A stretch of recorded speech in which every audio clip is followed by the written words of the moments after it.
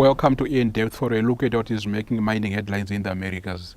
High commodity prices, especially for precious metals, mean that old mines that closed decades ago are now getting another look. Mining Week's deputy editor for North America, Lizzo, who is based in Toronto, Canada, joins me to discuss this issue. Welcome to the show, Lizzo.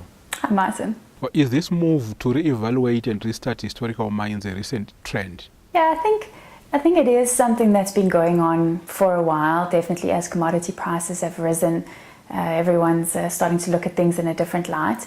But definitely, as you said, it's a trend that we're seeing picking up. I think people are going out and looking at these historical mines, and they become a lot more attractive, not only because companies are prepared to mine the lower grades that maybe weren't attractive 10, 15, 20 years ago, and then that's why the mines closed. But they also have been, and that's something that we have seen for a while, is especially smaller companies coming in and using these historical resource or the ore that they already know is there, and using that as sort of a bouncing off point to then go out and they use the modern exploration techniques that maybe weren't available to the previous owners. And then of course there's the renewed determination under the current commodities price environment to go out and find those resources and reserves in the place where everyone says it's the best place to look for a mine is right next to a mine. And so that's what companies are doing. And of course, because these mines were in operation at some point, a lot of the times there is some infrastructure still there. Often there's permits that only need to be renewed or somehow amended.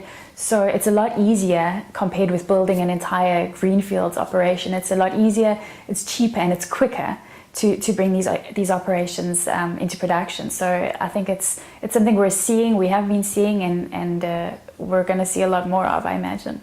What do these resurrected operations mean for the overall industry cost figures? They are presumably more expensive to run. Yeah, well, certainly in terms of production, it's generally a positive for whatever commodity is being produced. It's mainly the precious metals, the gold and silver mines that are now being relooked at. So that is going to result in increased production that would not otherwise have been in the market.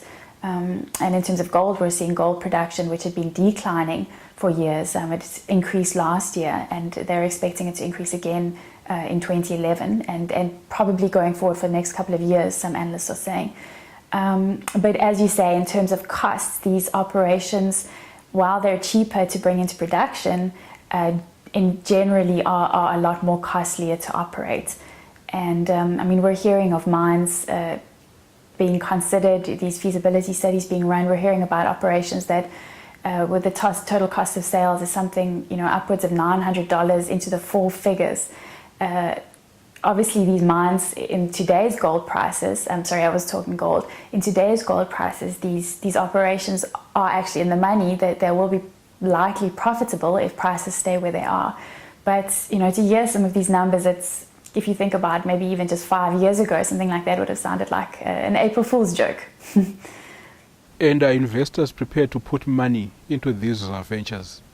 Yeah, I think generally both the institutional investors and the retail investors, generally they realize that you need to look at the fundamentals of the company, of the management, and the actual assets that they've got. But I think with the excitement, and again, looking at the precious metals and gold and silver in particular, with the excitement and the froth that's in the market at the moment, I think a lot of these companies are finding the funds that they need. And in particular, of course, analysts and investors often say the things that they look at aside from the project and the prospects of the asset that they've got is the proven management and experienced management. So if you've got a management team that has successfully brought an operation into production or has run an operation successfully, those are the guys generally that do tend to find it easier to get the financing. Thank you, Lizzo. That's the show for today. Join us again next week for more news and insight on mining in the Americas. I'm Martin Joaquino from Johannesburg.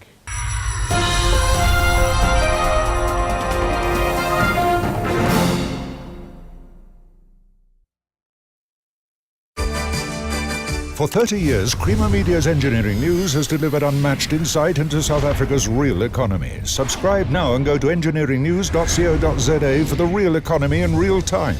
Engineering News, not just for engineers.